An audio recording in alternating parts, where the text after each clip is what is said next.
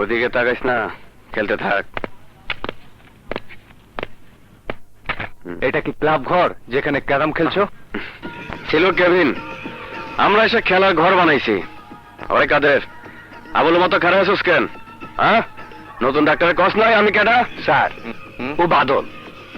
এলাকার লোকজন ওকে বাদল ভাই বলি ডাকে। কেউ উল্টাপাল্টা কিছু করলে এই বাদল ভাই একদম সোজা করে দেয়। তাছাড়া উপর মহলে বাদল ভাইয়ের হাত আছে। আচ্ছা, উনি তাহলে বাদল ভাই? ওনার পরিচয় উনি একজন ভালো মানুষ। হ্যাঁ, তা ভালো মানুষের হাসপাতালে ক্যারাম খেলে নাকি? ডাক্তার, খেলার সময় মস্কার করো না, যাও তো যাও।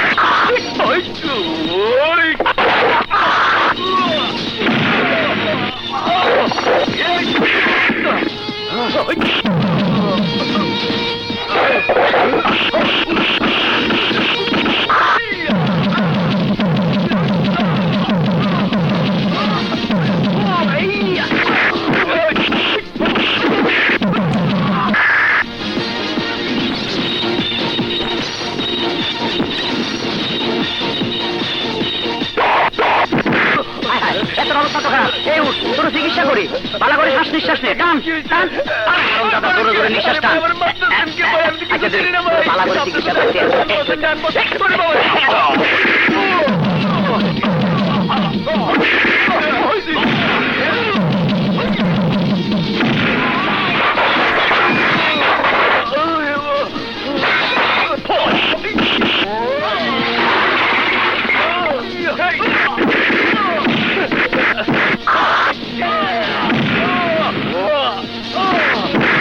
কি বললে?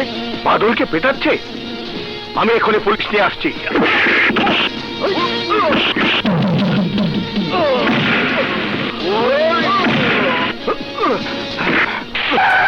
মিস্টার বিপ্লব, আমি হাসপাতালের সুপার। আপনি এসে আমার কাছ থেকে দায়িত্ব বুঝে না নিয়ে মাস্তানি শুরু করেছেন। আপনার ডিউটি রোগীর সেবা করা, মাস্তানি করা নয়। রোগীর বদলে হাসপাতালে যদি মাস্তানদের আড্ডা বসে, তাহলে ডাক্তার হিসাবে সে মাস্তানদের বের করে রোগীদের চিকিৎসা করা আমার নৈতিক দায়িত্ব। এই, তুমি হাসপাতালে কি করো বলো? কি তোমার ডিউটি? সুপারিনটেন্ডেন্ট সাহেব, এই হাসপাতালে সুষ্ঠু পরিবেশ রক্ষা করার দায়িত্ব আপনার। অথচ আপনি যদি গুন্ডা মাস্তানদের প্রশ্রয় দেন, তাহলে হাসপাতালের পরিবেশ রক্ষা করবে কে? আপনি যা করেছেন তা সত্যি প্রশংসনীয়। এই হাসপাতালের অবস্থা খুবই শোচনীয়। আমার বিশ্বাস আপনার চেষ্টায় হাসপাতালে সুষ্ঠু পরিবেশ ফিরে আসবেই। ডাক্তার সাহেব, ফুলি এখন সুস্থ, ওরে আমি লইয়া যাই। ঠিক আছে, নিয়ে যান। আগামীকাল বিকেলে একবার নিয়ে আসবেন। ইনফেকশনটা হয়েছে কিনা পরীক্ষা করে দেখবো। ঠিক আছে? আচ্ছা। আপনাকে তো সেবা ক্লিনিকে দেখেছি, কিন্তু আপনি এখানে? ওই ক্লিনিকে টাকা জমা না দিলে চিকিৎসা করবো না অনেক কইলাম, হনলো না, তাই এখানে আবার নিয়ে আইলাম। রোগীদের নিয়ে ডাক্তারদের ব্যবসা বন্ধ করতে হবে। আমি তাইলে আসি ডাক্তার সাহেব। আচ্ছা, কি করছেন আবার?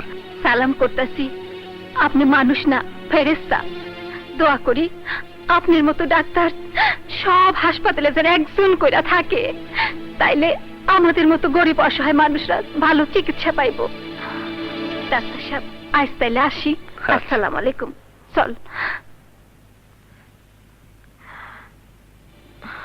তুমি দাঁড়িয়েছো কেন? জানোয়ারের শরীরে ওজন কত তা মাপতাছি, কারণ এই এলাকায় এমন কোন শহরের বাচ্চার সাহস নাই যে আমার গায়ে কখনো হাত দেয়। ঠিক বলেছ। এই এলাকায় হয়তো কোনো মানুষই ছিল না, তাই তোমার মতো শুয়োরের গায়ে কেউ হাত তুলেনি। অফিসার, আপনি এসব কি বলছেন? বলছি, শুয়োরের তো হাতই নেই যে হাত তুলবে। মানুষ শুয়োরের বাচ্চাকে মারে, যেমন আজ তিনি ওকে মেরেছেন। ঠিক আছে, আমিও দেখালাম। চুপ, একদম চুপ। আর একটা বাজে কথা বললে কলার ধরে টেনে নিয়ে লকআপে ঢুকাবো। যাও, আউট। ম্যাডাম, আপনি পুলিশ অফিসার? নাকি ডাক্তার বিপ্লবের লোক? আমি কারো লোক নই, আমি ন্যায় ও সত্যের পথে চলি। মিস্টার বিপ্লব, আপনার মতো আদর্শবান ডাক্তারকে দেখিয়ে দিতে আপনার আশেপাশে অনেক ভেজা বিড়াল মিউ মিউ করবে। আপনি চোখ কান খোলা রাখবেন কিন্তু, আর প্রয়োজন হলে আমাকে জানাবেন। আসি।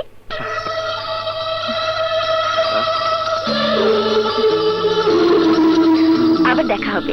আসি।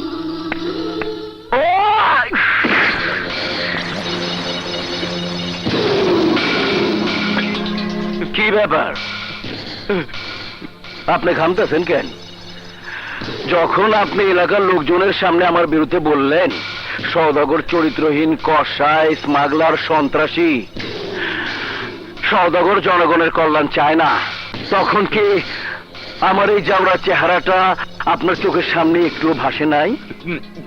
এই নাটকের পোলা, কবুতরের লেহান কাপ্তা সস কেন? জবাব দে। সওদাগর ভাই, সব মিথ্যে কথা, আমি কিছু বলি নাই, আমি কিছু বলি নাই। কস নাই? তাইলে তোর মাফ করে দিমু, আর যদি কইয়া থাকোস তাইলে কি করুম, তোরে মাইরা ফালামু। ভাই, সব সওদাগর জনগণের উপকার কোনোদিনই করে না। সে নিবেদিতা ক্লিনিক করেছে, কিন্তু সেখানে রোগীদের চিকিৎসা করতে কসাইয়ের মতো জবাই করে। সওদাগর দিনের বেলায় ফেরেশতার মতো ঘুরে বেড়ায়, কিন্তু সে রাতের অন্ধকারে একজন খুনি, সন্ত্রাসী, লম্পট।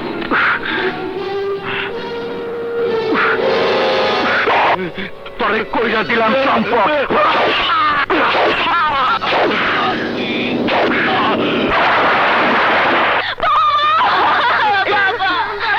শান্ত হ, শান্ত হ। কাঁদিস না, শান্ত হ।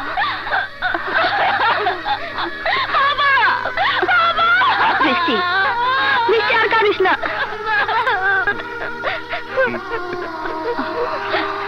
কেঁদো না বৃষ্টি, কেঁদো না, শান্ত হও। যতদিন পর্যন্ত সওদাগরের অন্যায়ের বিরুদ্ধে প্রতিবাদ করা না হবে, ততদিন পর্যন্ত এই হত্যাকাণ্ড চলতে থাকবে। আমরা অবশ্যই সওদাগরের অন্যায়ের বিরুদ্ধে প্রতিবাদ করব। মেঘনা, থানার অফিসার, সিপাহী সহ সবাই অ্যালার্ট থাকবে। কেন স্যার? আমার সন্দেহ এই খুনের পেছনে সওদাগরের হাত রয়েছে, শুধু প্রমাণের অভাব। প্রমাণ খুঁজে বের করার দায়িত্ব তোমাদের। অ্যাজ সুন অ্যাজ পসিবল আমি প্রমাণ চাই। Yes sir.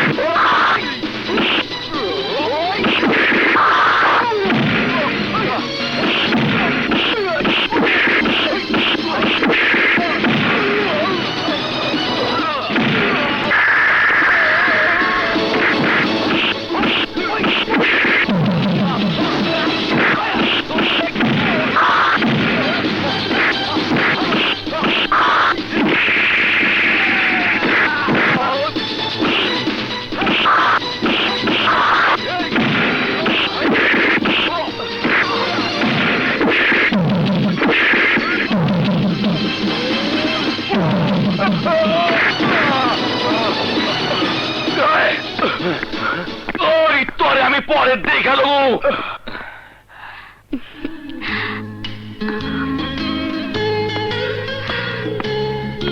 বৃষ্টি, আর কোনো ভয় নেই, আমি সবসময় তোমার পাশে থাকবো আর তোমাকেই ভালোবাসবো। সবুজ, বৃষ্টি, আই লাভ ইউ। সবুজ, বৃষ্টি, সবুজ।